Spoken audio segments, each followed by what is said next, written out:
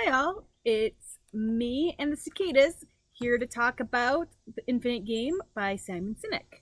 And today's chapter was about will and resources, and essentially the um, balance between having resources um, like, desks and chairs and all of that stuff, and what he called will, or essentially employee buy-in and employees that care.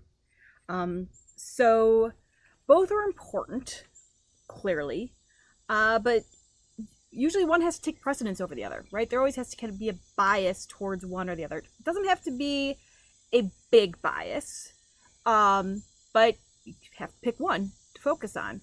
And his posit is that if you're biased towards will or people focused, you'll do better. Again, doesn't have to be a strong bias, 51 to 49%, but that if you have employees who are treated well and who care, that'll overcome a lot of the other stuff. And one of the things that they talk about is how, yes, training and employee benefits and spending time and money on employees is expensive. Turnover is also expensive, and employees that don't care are also expensive.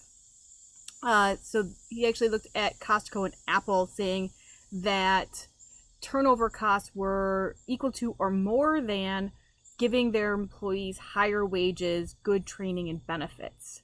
And that their retention rate is actually like 90%, where retail averages are more like 20 to 30%, which is kind of crazy. But it's also more than just throwing money at employees. They have to feel like you care and that they're human beings and not just fungible assets.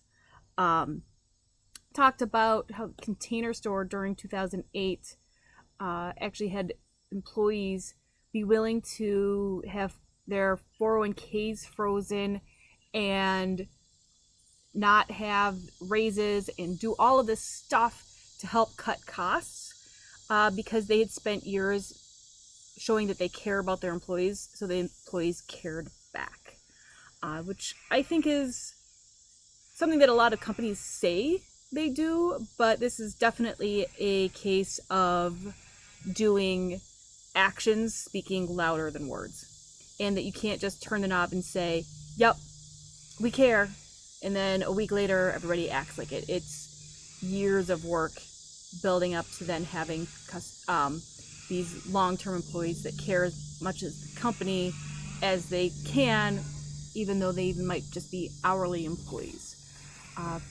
So it's kind of an interesting thing to see it pitched as a battle of will versus resources, but definitely in case of actions speak louder than words. Right? Enjoy the chainsaw as well. Bye.